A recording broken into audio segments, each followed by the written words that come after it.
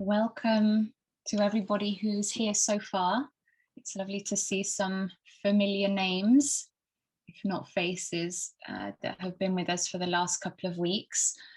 So this is the SAFE project by Blue Mountain Women. My name is Eleftheria, and I'm a trainer for Majatu Foundation, and I will be facilitating today's session.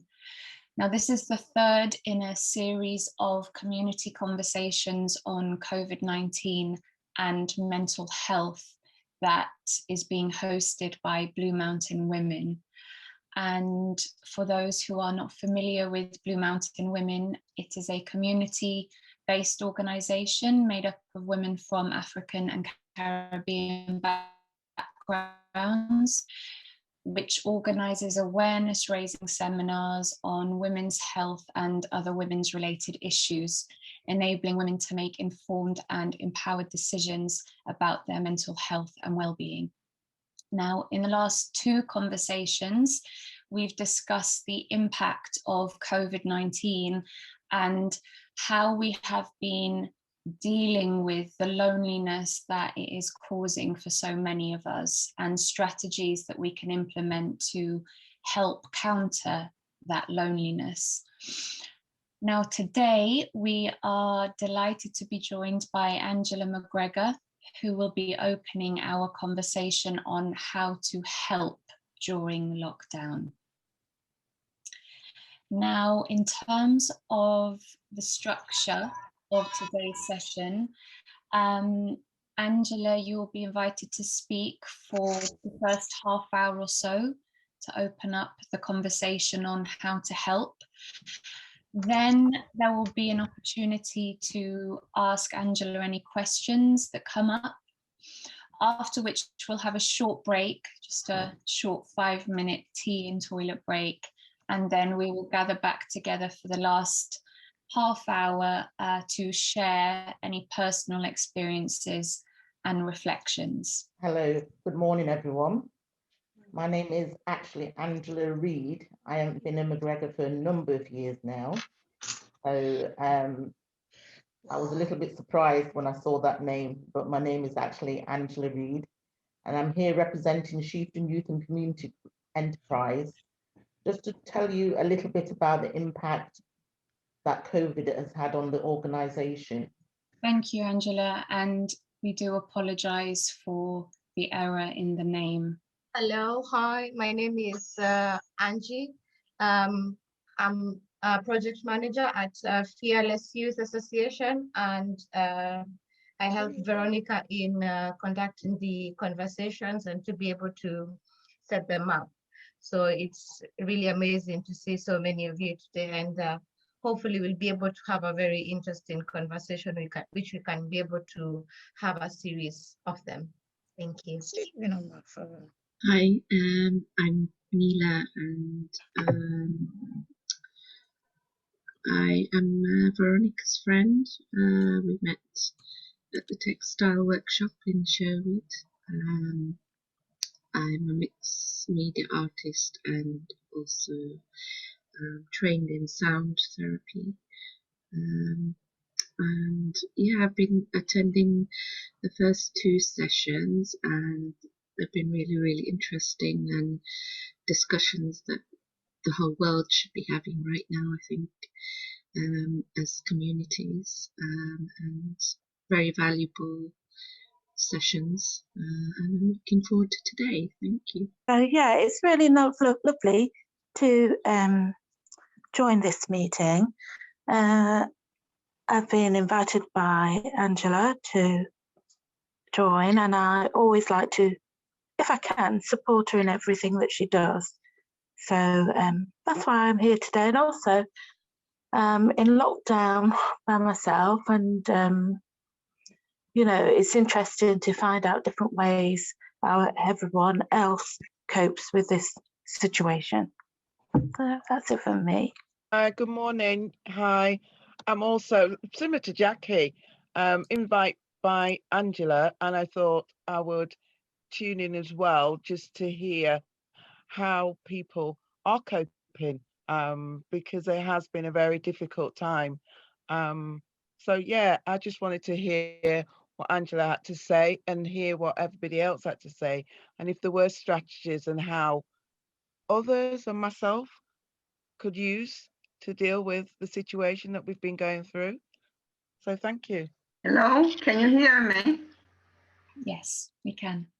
Yes, I'm TIA because I belong to another organization, but I'm Mrs. Anderson, and I belong to several voluntary organizations, past and present. At the moment, I don't know which organization I belong to. I know that this is Blue Mountain Group. That's okay, because so many of them, because of the lockdown, we are not communicating. But I'm also with Lisa on Bright Ideas and, of course, Blue Mountain Group. And I haven't been well. That's why I haven't been on the last two Zoom. But I'm looking forward to hearing how I may be able to improve my mental state during this lockdown. My name is Joanne Benjamin. I was invited by Angela, a very good friend of mine, and also by Sister Barnes, who I've known for years as well. And I've never had a chance to join in. Sister Barnes, she's always invited me. So this morning, it is a privilege to be joining with you ladies. And I was excited when Angela told me she was going to be on. And this is an area we know that is affecting so many of us during this COVID. And if it's not for the grace of God to take us through each day, you know, we wouldn't be even here this morning in our mental or being compass mentis. So we're thanking God for this privilege and for all the ladies, including Angela, who will be sharing her thoughts on this morning's topic. Thank you very much for this opportunity to speak. Hi, everybody. My name is Veronica Barnes, and I'm the CEO of Blue Mountain Women's Group. I want to thank everybody who showed up today. And as usual, we seem to have a lot of problems with the equipment. I think the Zoom is very, very new to everybody. It's very new to me. And each week I think I'm getting better, but I'm not. So I don't know. I just feel as if I should be able to be far ahead with this, but I'm not. Anyway, thank you all for coming today. Today is a new day. And we have a new presenter with us today, Angela, who I've known for the longest while. And I'm so pleased to have her on and all the people she's invited. And I can see my Neely there, really kind of still supporting. I just really appreciate you continue to support us and all the people who are new. We hope we have 2 more sessions and we hope you'll be able to join us in those 2 sessions. And I can see that Lainey and Morcia have just joined as well. Would you like to say something quickly about yourselves before we pass over to Angela? Me. Can you hear me? Yes, we can. Oh, wow. Well, as a friend of Angela, I'm a teacher. So she sent me the flyer. So I thought, let me listen in on what's going on. So that's all I can say. I don't know if you want any more. Perfect. Thank you. Hi, I'm just here with a young baby, so I didn't want to put my mic on. My name's Elaine. I'm a social worker, safeguarding practitioner, so from Nottingham. And I was sent the flyer by a colleague who I worked with. Thank you all for your introductions and for being with us today. Just before I start, and you want to question or make comment towards someone at box, which will be monitored. And also, please be aware that today's session is being recorded. So if you don't want your face on camera, please make sure that you have turned your video off. Okay, without any further delay, Angela Reid. Okay, thank you very much, Alifera. Hello, everyone again. As I said before, my name is Angela Reid, and I'm here representing Chieftain Youth and Community Enterprise. Just to tell you of some of the impact that COVID has had on our organisation. We're such a small organisation, so any little knock is a great one for us. At this time, I'd like to say a big thank you to Blue Mountain Women's Group for such an event, and also for inviting me to play a major part in today's programme. I would just like to tell you a little bit about the organisation, a little history, and before I launch in, because there's some of us who are very new to what Chieftain is about. So here goes. I'm currently the chairperson of Chieftain Youth and Community Enterprise, and the last founder member of Chieftain Supplementary School to be still actively involved within the organisation, although we still have input and help from past members. My list of roles within the supplementary school and at Chieftain Community Enterprise is endless. For example, teacher, coordinator, mentor, social worker, friend, peacemaker, mother, auntie, listener, but not always in that order. The list goes on. We're a voluntary organisation and registered charity with a voluntary management committee that manages the organisation's day-to-day operations. Let me give you a little bit more history about Chieftain Youth and Community Enterprise. Chieftain Youth Group was established in 1983 and was formed to work in direct response to the expressed needs of the Black community. The youth group accomplished a number of things in its heyday. A number of sporting teams, netball, both junior and senior teams, football, basketball teams, all played at extremely high competitive levels. We've hosted and had youth work exchange, social gatherings, festive celebrations, mentoring programs. We've given help to the community, advice and advocacy support, etc., etc., etc. Chieftain Supplementary School was founded in 1994 and is a spin-off of Chieftain Youth Group. This was in response to concerns raised by parents at that time that Black children were found to be underachieving in mainstream school. Concern about these children's chronic underachievement led to the launch of Saturday or supplementary schools set up by their parents and the local communities. The supplementary school movement traces its origins back to at least the 50s, 60s, instigated by Black parents who saw their children experience racism, classed as lazy and underachievers. It saw Black parents, teachers, community activists, and church leaders from grassroots come together and formed these volunteer-led schools, with most taking place on Saturdays. These schools supplement mainstream education. Let me say that again. These schools supplement mainstream education by providing educational opportunities for children and young people, mainly from the BAME communities or particular faith groups. Chieftain Supplementary School endeavours to preserve our community's heritage and continue to raise the attainment of its children. Not only are we succeeding, but our success is having a positive impact on children's achievements in schools. For example, we've had a number of young people go off to prestigious universities and have credited Chieftain Supplementary School for the help, advice, and encouragement that we have given them over the years.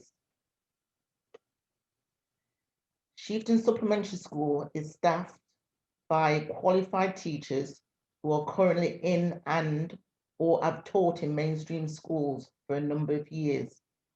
We also have qualified youth workers, undergraduates from local universities, and volunteers. At this point, I'd like to thank all our teaching staff and volunteers for their hard work and tireless contributions in helping us to deliver a service throughout this pandemic. We also have young people who have attended and gone through the supplementary school. They themselves go off to universities, then come back and volunteer their services to the organisation.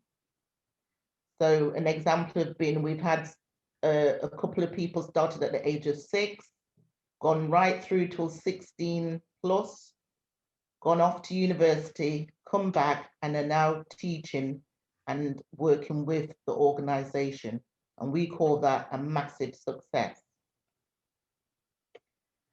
Many of our young people and children are from the surrounding areas of Nottingham, Icing Green, Radford, Lenton, Bilborough, Broxter, Strelly, St Anne's, Meadows, Top Valley. We also have a number of families that do not reside in the Greater Nottingham area, but who travel in from Clifton, West Bridgford, Rutland, Hucknall, Derbyshire and Leicestershire.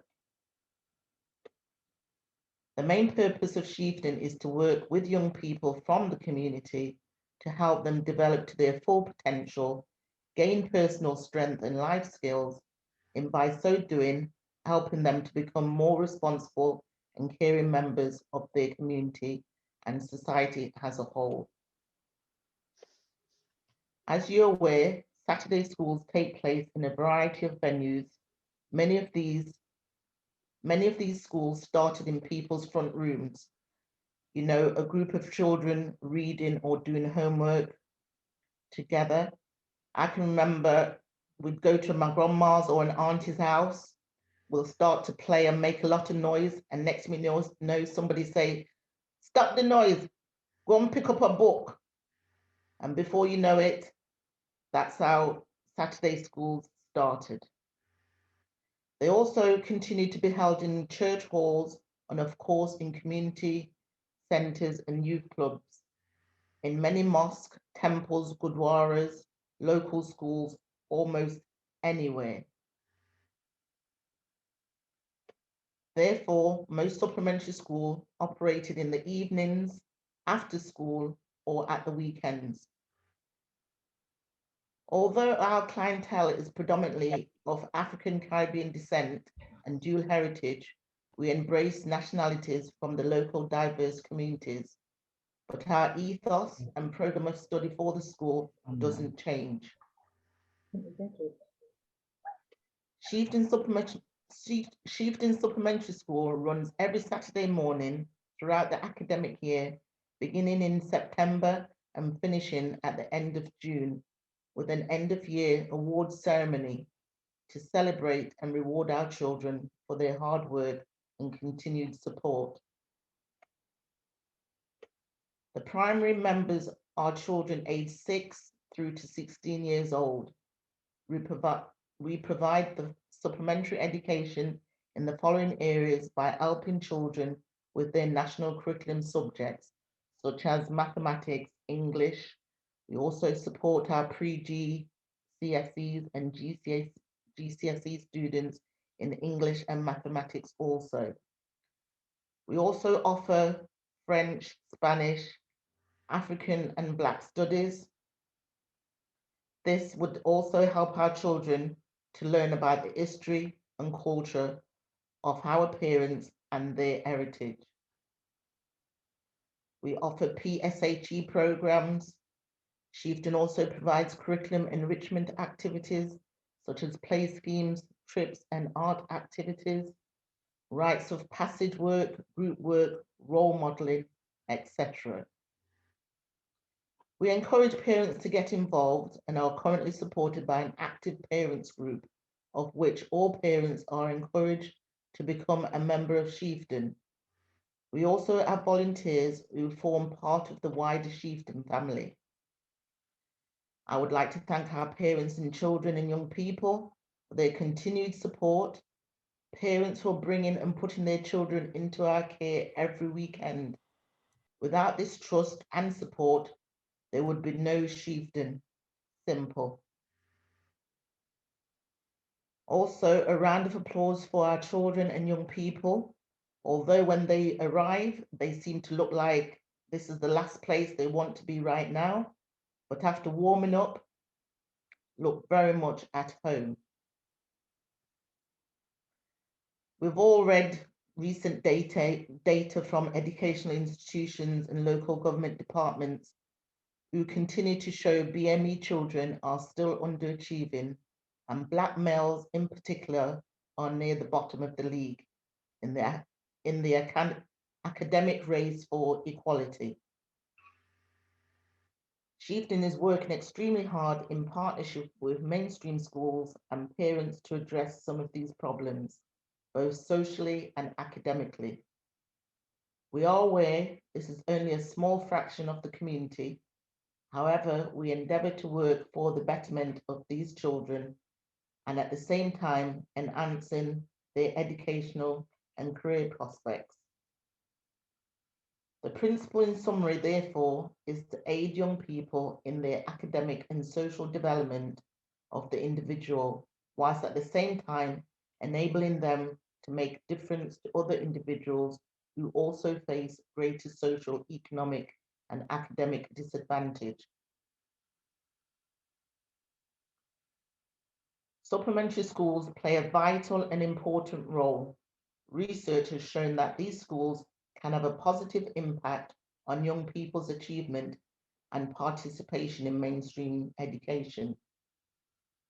Some of the benefits for these children and young people who attend Chieftain Supplementary School include increased student motivation, self-esteem and confidence, improved behaviour and social skills, higher levels of achievement and attainment, increased pride in and valuing of our cultural heritage, opportunities for leisure, fun and enjoyment,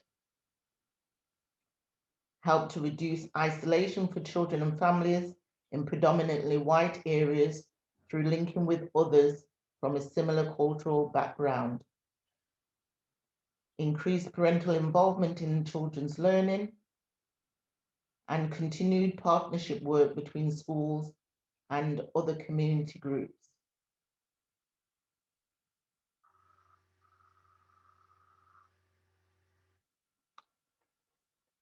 Supplementary schools have existed in Nottingham for many years. Some have focused on teaching particular communities about their culture, religion, cultural issues, or providing an African-centered curriculum, and others are focused on raising achievement. A government document, the Every Child Matters agenda, talks about how developments relating to extended school means that partnership between mainstream and supplementary schools should become more important in the moves to ensure pupils can enjoy, achieve, and make a positive contribution. For us, community cohesion is extremely important and vital for the survival of every group. This is a way in which we should develop links with external partners and community groups like our host today, so we can support, help and preserve each other to continue the good work we all do, bringing into play important partnership collaborations.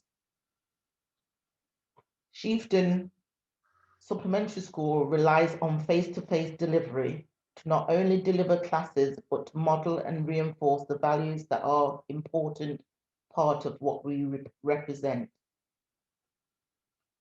COVID-19 has affected the organisation and the people we work with, and has therefore definitely had an adverse impact on both operations and delivery of the services we provide. Even the ability to raise income from our student fees has now been put on hold. All fundraising has been put on hold due to the impact of COVID. As a result of the outbreak, we've had to suspend our classes for the third time. We've had to suspend many of our programs. I think someone accidentally unmuted themselves. Please continue, Angela. Okay, as I was saying, as a result of the outbreak, we've had to suspend classes for the third time. We've had to cancel a few of our planned events. For an example, an open day and a recruitment event. Our half-term and Easter play schemes have been cancelled. Because of the impact, we use a Nottingham City Council building, Forest Fields Community Centre, and we do not have the privileges of like mainstream school to return to teaching as soon as possible. So we're looking at the step 2 of the COVID rollout that the government's given, which means we basically will be looking at around April or after the Easter break to actually resume our teaching. Having had meetings with parents, we've identified that not all our members have access to hardware to enable children to access online learning. So again, some of our children could be disadvantaged because of that. We believe having adequate hardware available to loan to families would enable them to access the learning materials necessary for children to continue to learn and achieve. We've had to print off work packs for parents, posted many out to homes, which can work out extremely costly, but felt that was something we needed to do.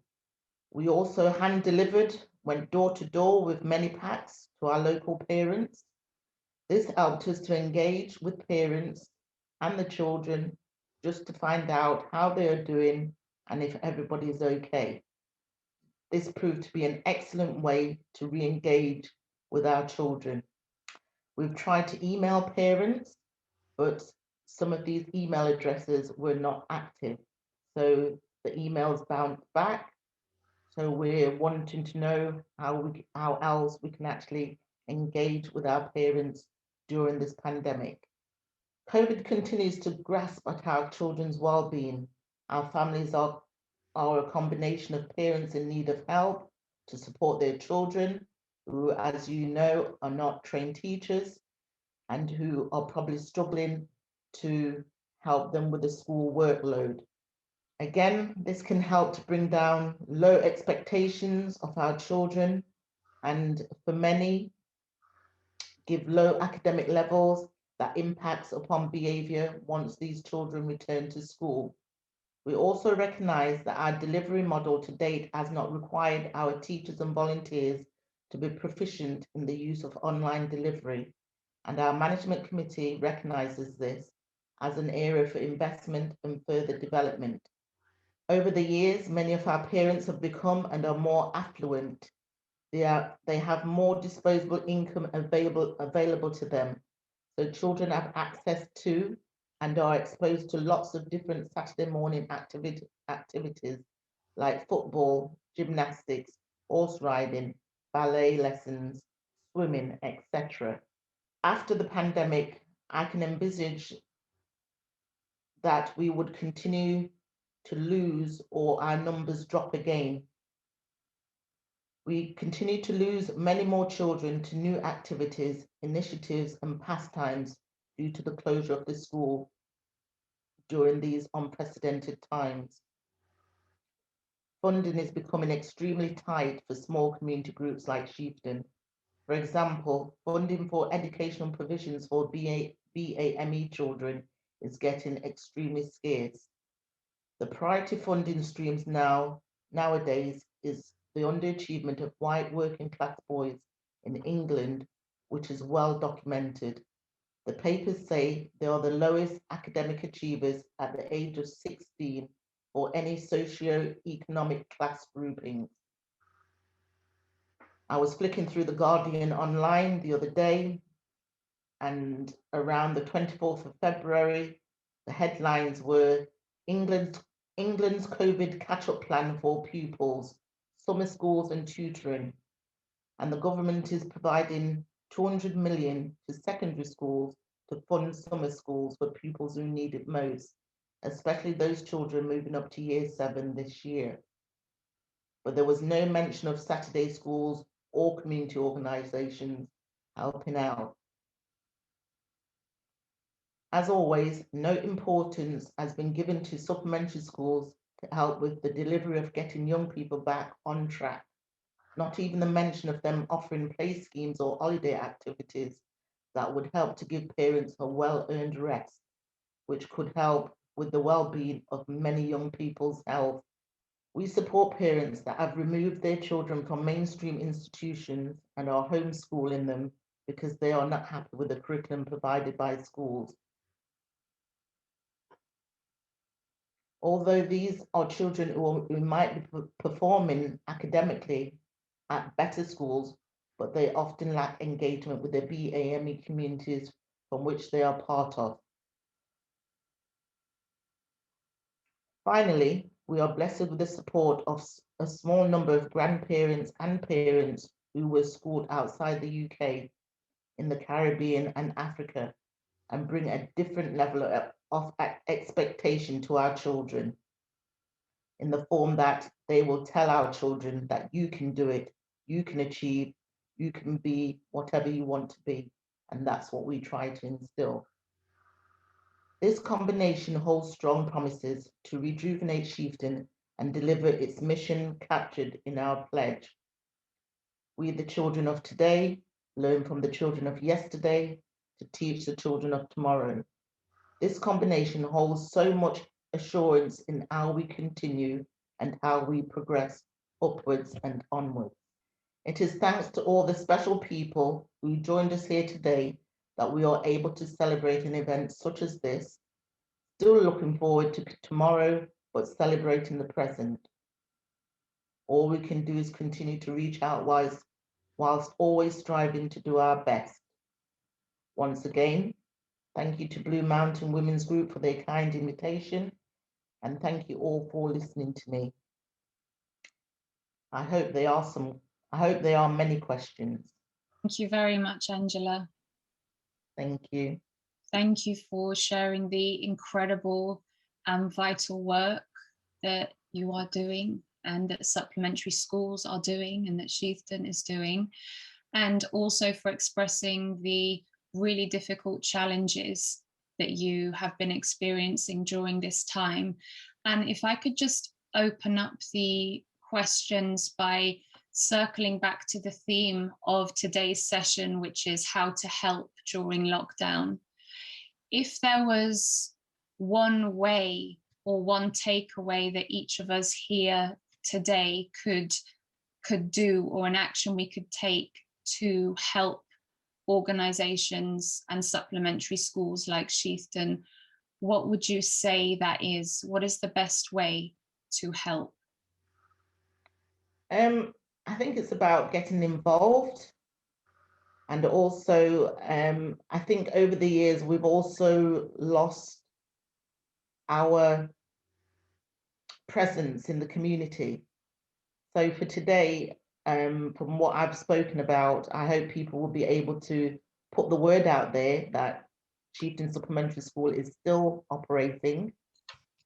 And we're still in desperate need of, always in need of teachers, always in need of volunteers, always in need of people to get involved. You know, we've hosted things where we've asked just the normal people from the community to come in and talk to our young people about their roles, their jobs, what they do.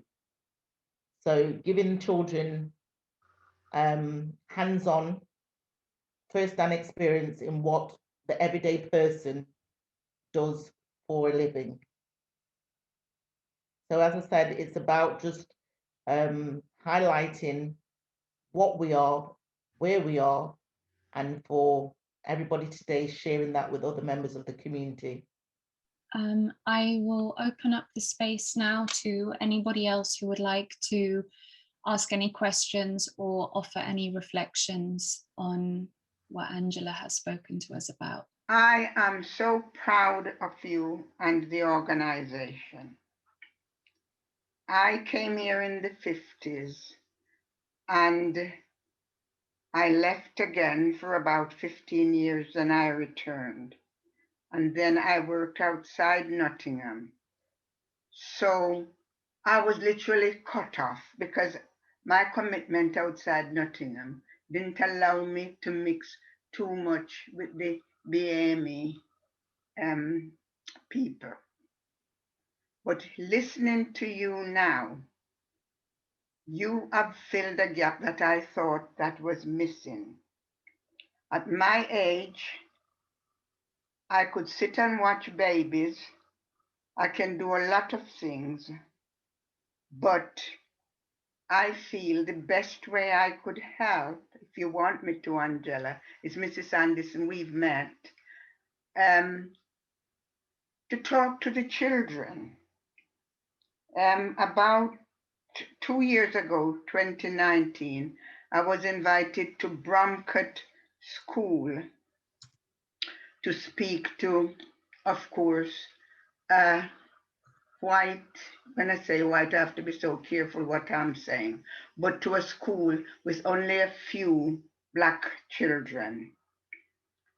And I thought they wouldn't want to know, but the children did do. And what I find, and it really broke my heart, there was just about 2 Black children in the group that I was speaking to. It's the way that they looked, that they were glad to see me, as if from I come to this school, you know, I'm not important. But here was one of us, you know, talking to them.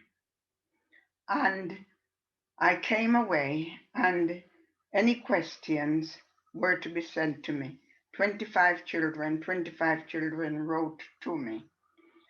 I think maybe, I don't know, because I've never tried it. I don't know if you've tried it, that we also want to let the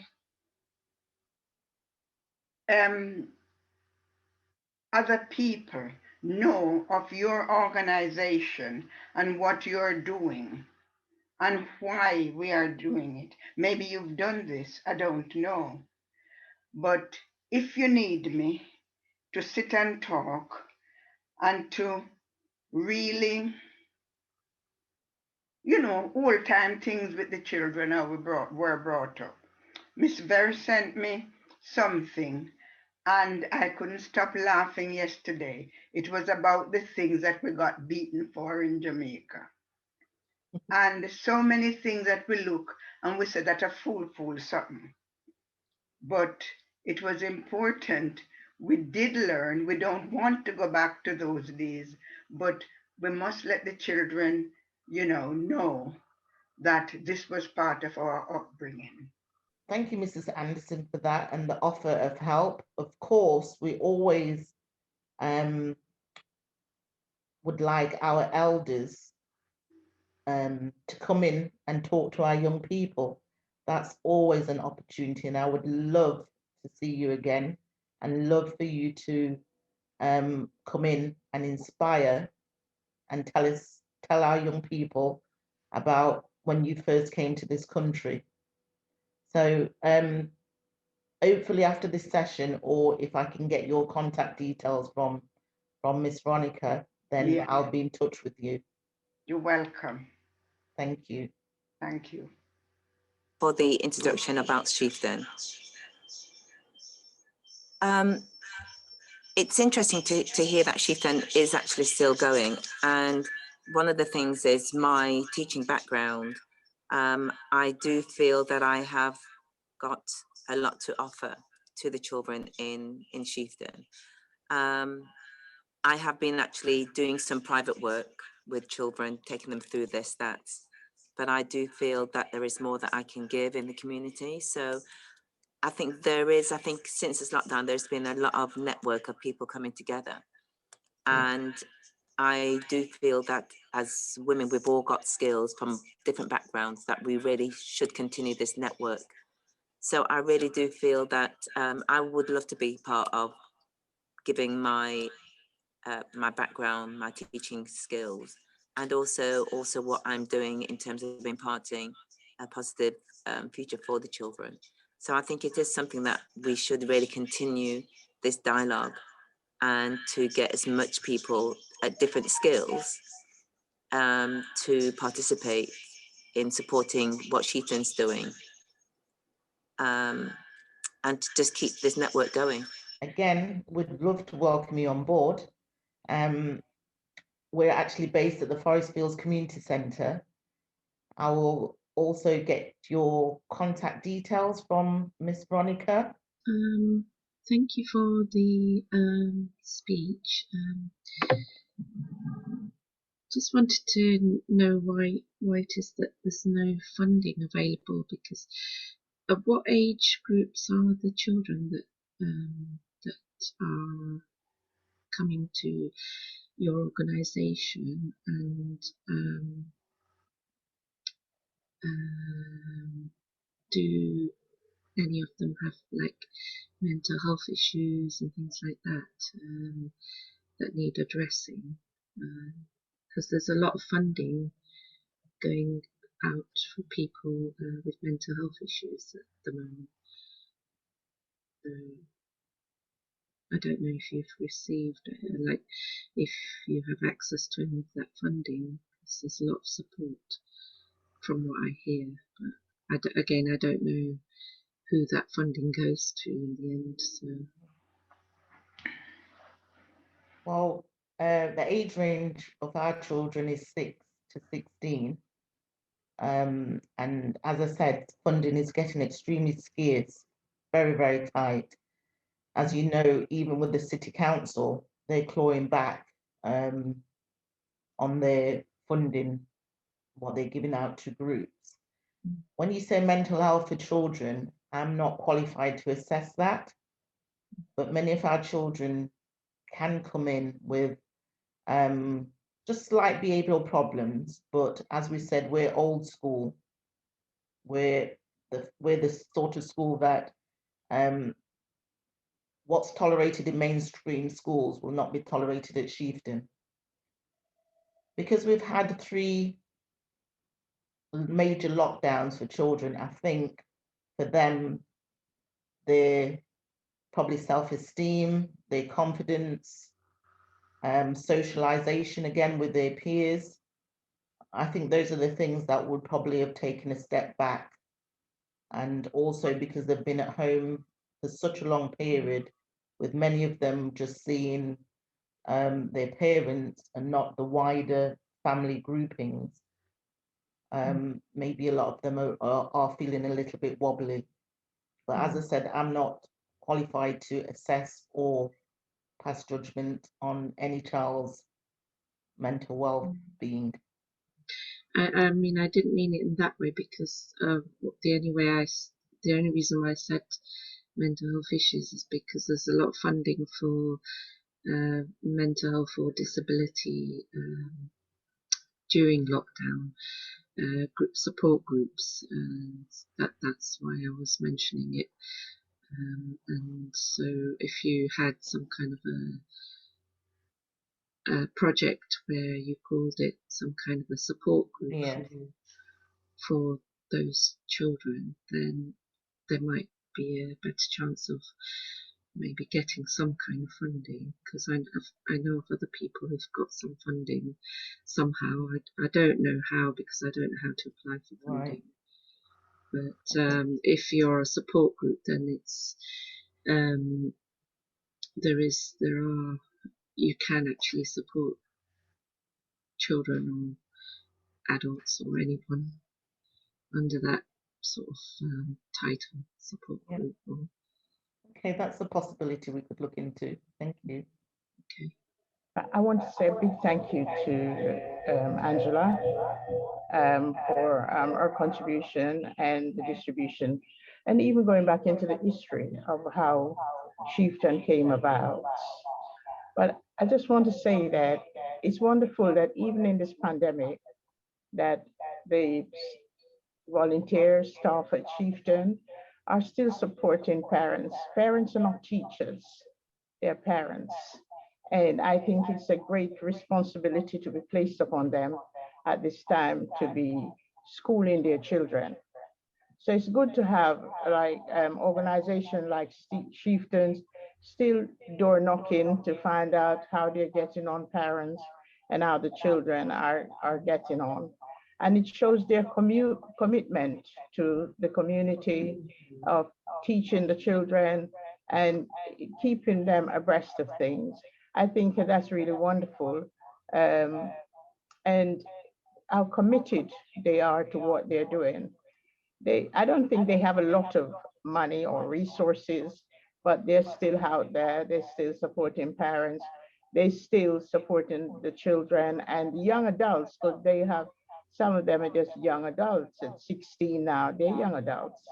And it is so important what you're doing, Angela, that you and your staff and the volunteers who are committed to what they're doing, to be supporting parents. And again, I want to stress, it's an added responsibility and stress on parents to be teaching children. Parents are not teachers. They are parents and they have their children every day, but to say to them they need to have homeschool their children, I think the government is really taking the mic off. It's really, really too much. Thanks a lot, Angela. Hello, this is Jackie here. I just want to give my reflection. I don't know how much more support I can give or what support I can give, but I'm sure when I get in touch with Angela, I'll be able to find out. But I was at the beginning when the supplementary school was first founded, and I was a volunteer. And I recall that it was vibrant, full of activity. Parents were getting involved and on board with supporting the other volunteers who had put themselves out there to start this school. And I felt very excited about it all. And it is a shame that they've come to a point where it is very much needed, and maybe a little publicity out there needs to maybe thought about. We've got local TV channels, and also my thoughts are a lot of parents are working at the same time, and I know some of my colleagues, they've been struggling finding a way to get their kids into school somehow, whether they're black or white. There is that need there that the child is falling behind, or it's because of the lockdown. And I think that a lot of parents have been worried about the mental health of their children. And I think this pandemic has affected each and every child, each and every family,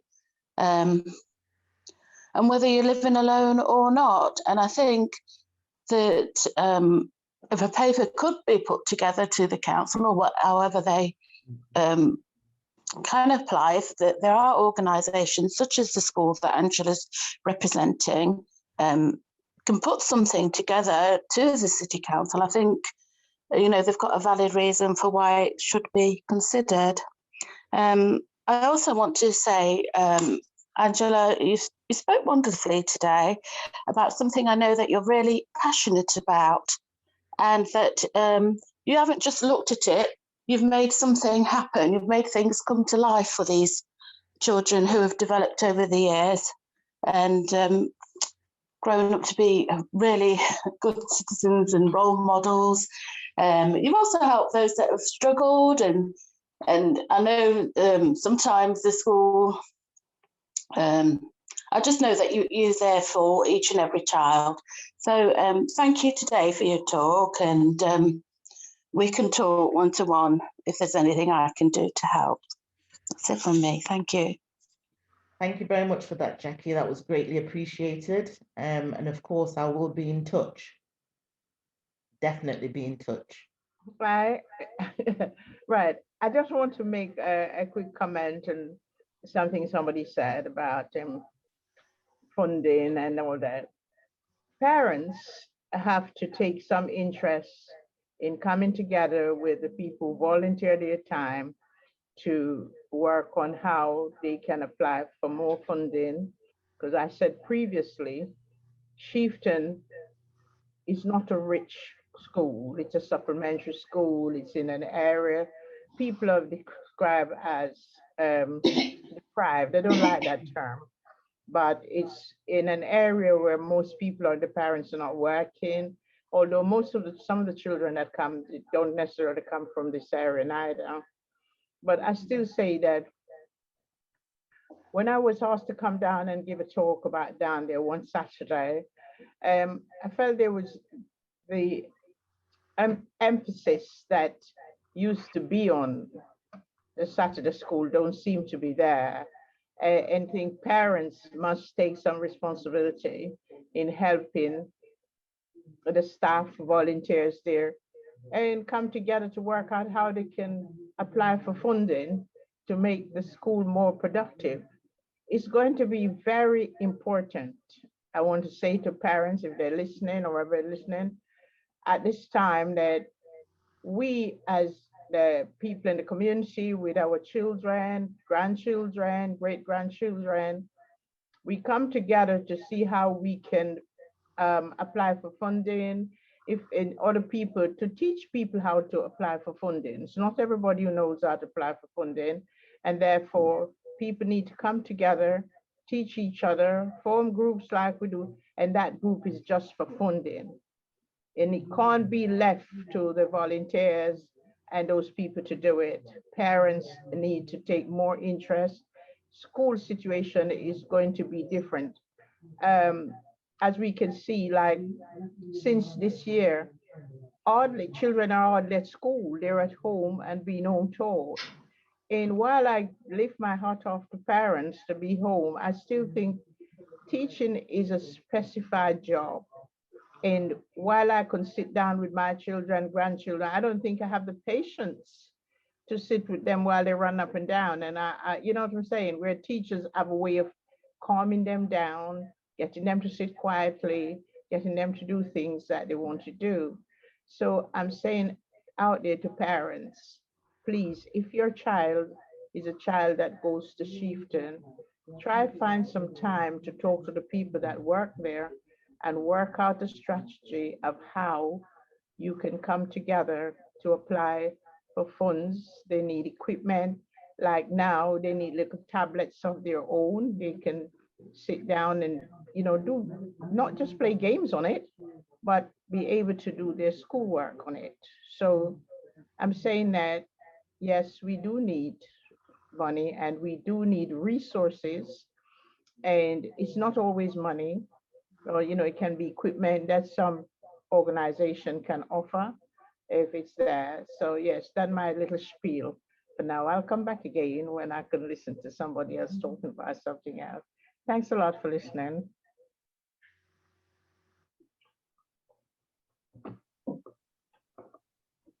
Thank you, Veronica. Okay, so the space is open for anybody to share reflections, experiences on how to help during lockdown, how you have been helping, how you have been in need of help.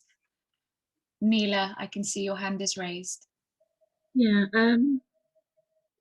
I've been helping in whatever way I can, but what I found is that I've been looking for volunteering positions during lockdown, and most people are not recruiting anyway. They're only using the people they've already got. So there are people who have been wanting to help out during lockdown, but the doors are closed. So it's difficult. And then you just, like, I just end up trying to help in whatever way I can, which could be just in the form of being company to a friend, or just going out for a picnic, or making some food to share, little things like that. And then it's not been easy to to reach out when I've even wanted to reach out to try and help me as well, because it's been a very lonely time and very isolating without having friends or family nearby. And so it's frustrating because the doors are closed, even though I want to help. I want to give my time. I want to help and make a difference in the community. I want to make a difference in people's lives, but the doors are closed. So that's the frustrating part of it. So, Neela, and I think for all of us, it is, I can see it's very emotional. It is a very emotional time that we're in. And I mean, I'm very passionate with the work that Blue Mountain is doing, but I also work very much with, I've got lots of women, I won't say I don't have lots, but the background work that I do, I mean, I'm constantly developing on, I think, networking, you know, women's group together, because over the years with my teaching, I started off as a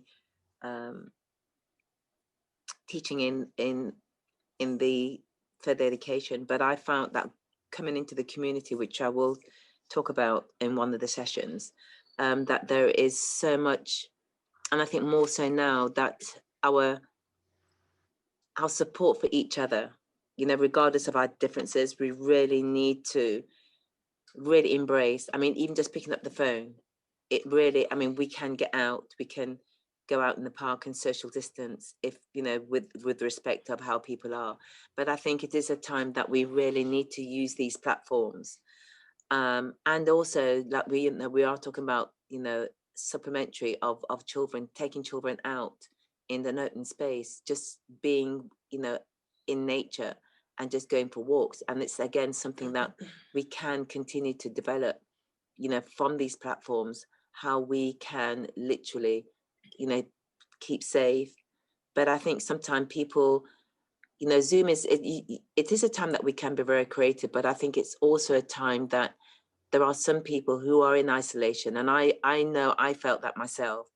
I really felt very much that, you know, my children were in their own homes doing their own thing. And as a mother with grown children and a grandchild, I was getting to that place of loneliness.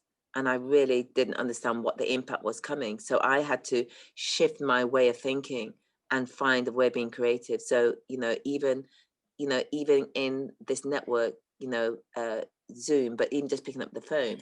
But I think we really need to reach out, because there are elderly people that, I say again, the work that I do, I work with people in addiction, with drug and alcohol addiction, but it's not just the addiction, but it's a state of mind. And I was just saying this just this morning to a gentleman that I'd never met.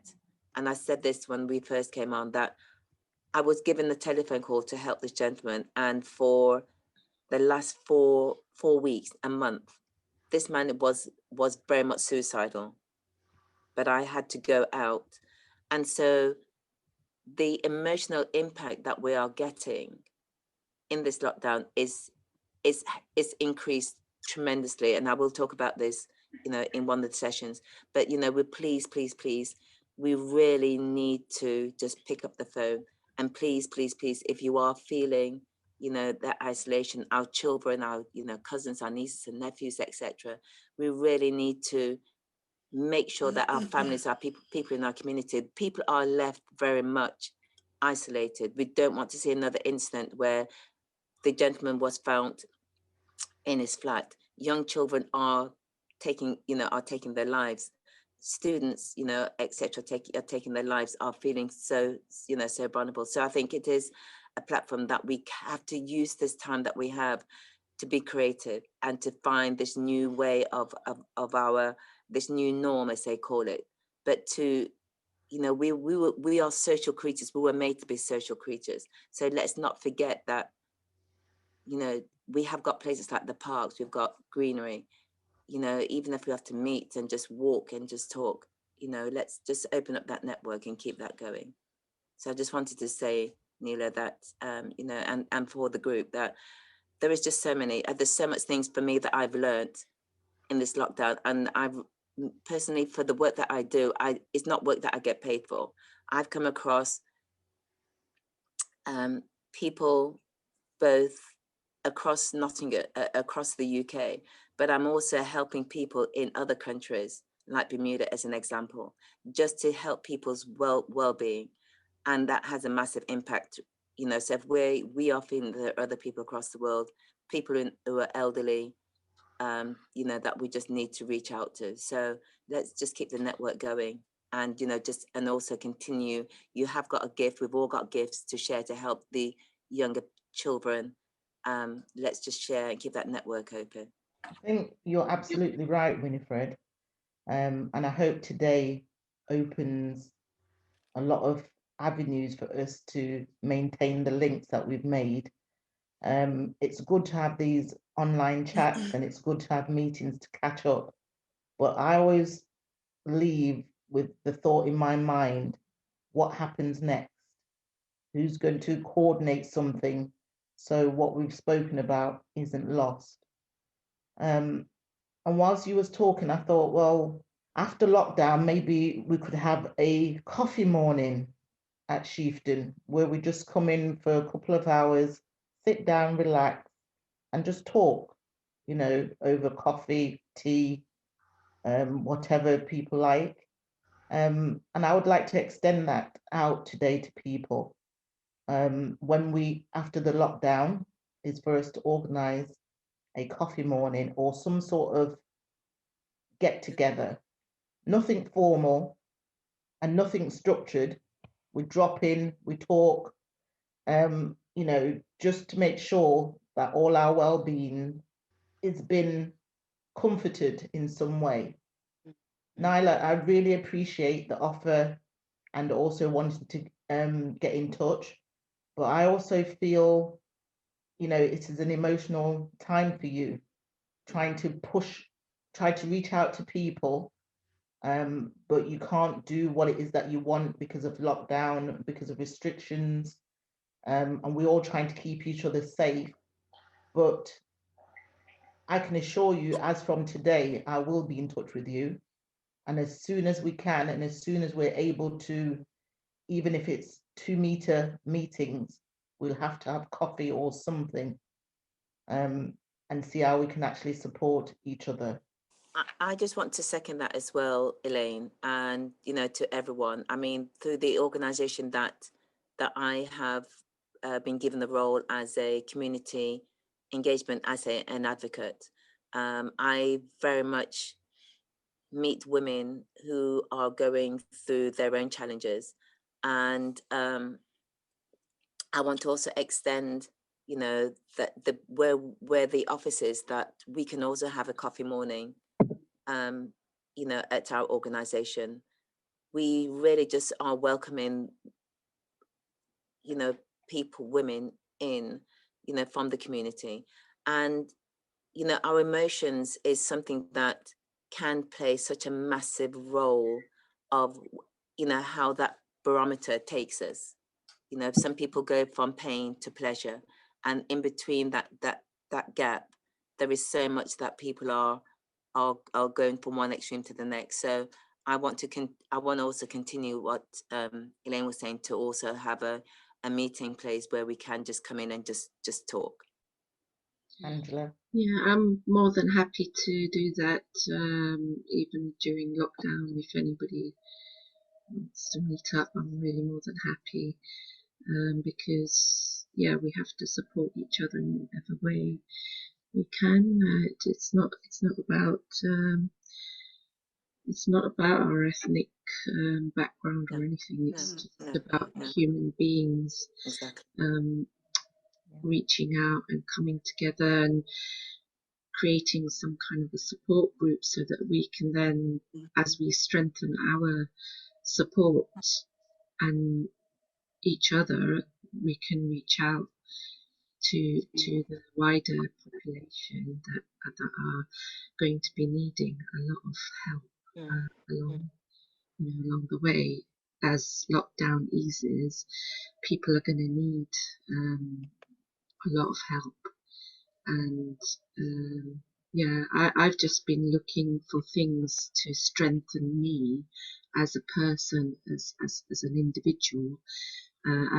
Throughout lockdown, I've just been keeping myself sane also, because there's no other way of kind of reaching out. So I've just been looking after myself, my health, my well-being, attending things, to doing creative things, and just doing anything that would help me to ease this process that we are in. And I find that I'm just getting stronger and stronger, like, within. But I miss the tribal feeling, the connections, which we really do need them right now. So thank you. Yeah, I really would love to meet up. Yeah, I just want to say, it's Jackie here. I'm listening to you all, and it's all one of my main things during lockdown is to try and keep myself positive. And it's been inspiring to listen to you all, because there are positive comments out there. And I think I read somewhere that, to help your mental well-being, if you are able to help someone, it also releases these endorphins in your head to feeling good.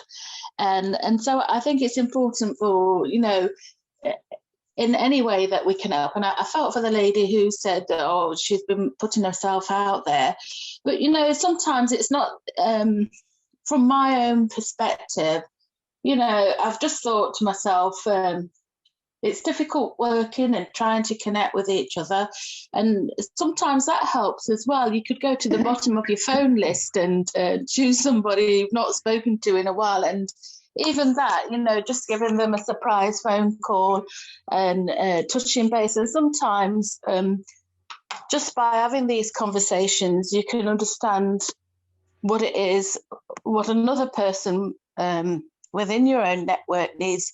I know there's lots of people out there that need help, but sometimes it's in your family or friends. Sometimes we have to start small to get big.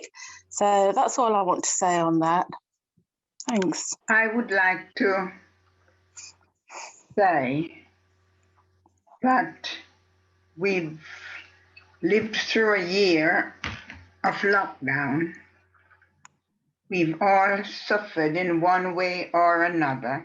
Speaking for myself, it became very depressing when somebody called and they say, so-and-so has died. And then before you can put the phone down, another one called and they say, when is the funeral? Well, we can't go to the funeral. So the funeral was a way of grieving and showing support. And it goes on and on. Then they say, they're buried. And it's just like part of me is going with it. And I am grieving more than if I could have gone to the funeral. Now this is going, and what's to come, it's when you start going out again. And I'm thinking, sorry, of all the empty, not spaces, but people I would meet here, and I would be going there, and no, they're not there. It's like the song, she doesn't live here anymore. And I'm wondering how I'm going to cope with that. And because so many people have gone. And I don't know if I'm naive, but I feel that a lot of people are grieving, not for the people that they know or their relatives, and they don't know how to cope. How could we put an end to this? Or is there an end? Because when we go to funerals, although we don't cry and roll about like back home, the sadness is always there. There's a bit of sadness, there's a bit of laughter. Would it be possible that we could have a service of thanksgiving, not just for the ones who have gone, but also for the ones who have survived, to look again at the community. And in doing that, I don't know if we could find some way to raise some money. And, you know, we could have a plaque of all these people who have gone. Or during the service, we could have like a name calling. I don't know if that is part of the healing, but that's how I feel. Thank you, Tia. Mrs. Anderson, sorry. Thank you, Mrs. Okay. Anderson. That was such an important reflection, and I feel moved just to offer something personally here, because I have been struggling with these kind of joint feelings of the relief of coming towards the end of lockdown and regaining our freedom, but at the same time carrying this immense amount of grief, both individual and collective grief that we are experiencing. And it's almost, how do we reconcile those two things, and how do we recognize that for some people the end of lockdown is going to invoke feelings of relief and celebration, but for others we're going to be carrying a huge amount of grief and weight with us. And I read an article a while ago which mentioned the idea of actually having a national day of mourning to honor the grief of victims of COVID, of those who have lost, of those who continue to grieve. And I thought that was a really important idea, but also you just mentioning having a service of thanksgiving for those who have survived and those who have continued to help and support throughout this is absolutely integral to the healing process. So thank you. Thank you. That really spoke to me, hearing you. Thank you. Share that. There is somebody on a Samsung Galaxy with their hand raised. I'd just Angela? like to add, you know, what yourself and Mrs. Anderson said, and the suggestion regarding having some form of ceremony for those people that we've lost, and for those of us who haven't been able to attend funerals. And quite rightly, Mrs. Anderson, when you go to a Black funeral, it's not always about grieving. It's about just saying goodbye, paying your respects.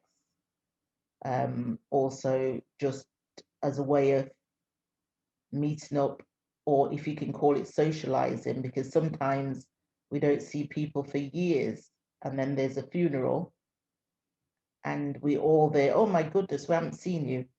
And I think we, like you said, just to help with the healing process and letting go, maybe there's a petition or something started that we can have a national day of mourning for those people that we've lost. I think, like you both quite rightly said, would be one way of helping us to let go of those people that we loved, those people that we respected, and just to show our appreciation for those people that they actually were here at one time, and we can't forget them. So if there's a petition that needs to be started, or if you can find the article about how you go about doing this national lockdown, national mourning day, then I'd be really interested in being a part of that. I sense that there's going to be some worse times to come still, because it's very possible that it's going to be kind of food shortages and rationing, if the economy collapses. And so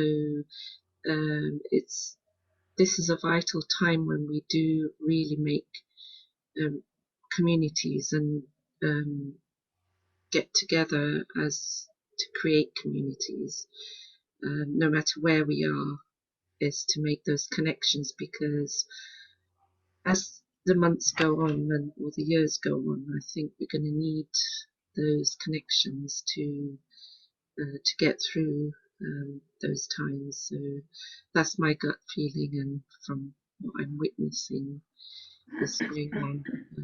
And in some form, I think we need to be prepared in some way, at least to have connections, if not anything else, to really make connections. Hell, while we're on the subject of people who have passed, I'd just like to mention a few more people that have passed maybe over the last 3 weeks. And I want to say hello to Molly, who's part of Molly Hayes. Her husband passed away last Tuesday, Wednesday. And also for Sophia Ramachan, who passed away too last couple of weeks. Robin, the black man down at Ice and Green with the Caribbean shop. And also Winston, Marva's brother. These are the people I know of. There might be other people, but I just say we need to remember them, as Mrs. Anderson just talked about. The people, when the lockdown is over, we're not going to see them, and then we realize that they've passed. But in the meantime, we just want to say a big hello to their families and to tell them that we're thinking about them, and that we share their grief, but we also share the celebration of the lives of those people who have lived with us. And so, yes, basically, if anybody knows of anybody else, they can really say it now, that about the people have passed, at least we know of, over the last 3 or 4 weeks. And we just want to send our condolences out to parents, friends, husbands, wives, and just to say, we're out here, we haven't forgotten you. Yeah, thanks. I would like to mention Mrs. Wallace. I don't know if anybody knew her. She used to live on Valley Road. I met her daughter in the supermarket, and you know, how is Mrs. Wallace? She died, you know, she was buried. And I know if things were normal, I would be there, because, you know, she was one of the people that brought the skills from Jamaica. Brilliant dressmaker. Another one, I don't know if that comes into the months, but Evelyn Sneaton. Don't know if anybody knew her. I think she used to work at Players, but that's another one that's been here a long time. Thank you. Our prayers and thoughts go out to all the families. At this moment, that's all I can give regarding sending condolences, just to make it public on the platform. Just before we wrap up the session, are there any words of consolation or of hope, of strength or resilience that anyone would like to share? I think as long as we're alive, there's always hope. And I feel that a lot of us are stronger than what we believe, but continue to believe that you are strong. You can get out on the other side, and there are people around us who will help. So my last message for today would be, let's reach out. We don't have to know each other. We only have to offer that hand. And just once again, if you haven't seen in the chat, the link to the petition for an annual day of remembrance for the victims of COVID-19 is there to sign and to share. The link to the Blue Mountain Women website is there, as is the email to Blue Mountain Women to send your feedback. If anybody else would like to share any contact details in the chat, either to everybody or to individuals, please feel free to. Elle, can you? Yes. Elle, Monica. can you remind people that we got 2 more sessions? We got a mental health session on the 27th, and we have activities that help us to keep abreast of the COVID-19. Is the second one next week, Veronica? Do we not have a session next week on the 13th? The 13th is activities that help people calm down. Yes. And then the following week, we have mental health awareness and the services that are available to help people cope with mental health issues. That's right. And they will both be at the same time, so 11 a.m. until 1 p.m. Thank you, Angela. Thank you very much for inviting me. See you soon. Thank you. Thank you, everybody. Thank you, everybody. Thank you, Helen. Thank you, everybody.